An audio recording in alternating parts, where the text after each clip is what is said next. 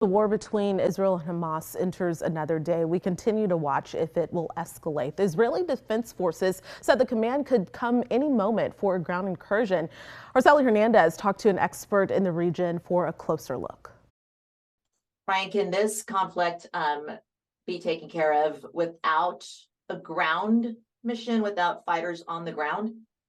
There is a small chance, it's very low, but they could repeat some history of 1980s where Israel invaded Lebanon to get the Palestinian Liberation Organization out of that country.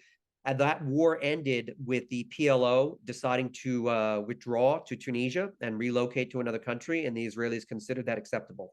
It is possible that Hamas could decide to withdraw from the Gaza Strip, that the Israelis or the Egyptians could facilitate their exit to a place like Lebanon, and that would preclude a ground invasion.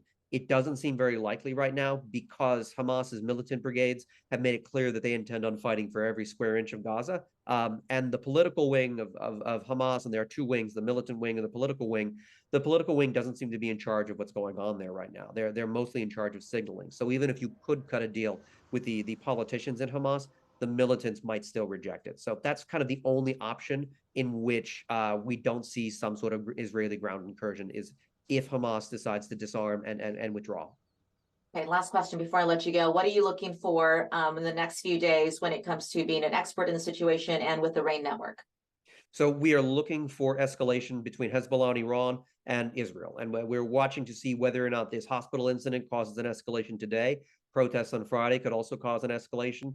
What we are waiting for is that moment where Hezbollah or Iran decide to start firing missiles deeper into Israel or start firing them at scale. And if that happens, then the U.S. military intervention becomes significantly more likely. And then we're on that escalation ladder that could see the United States and Israel striking Iranian targets across the region, which in turn could lead to an energy shock very similar to what we saw after Russia invaded Ukraine in February of 2022.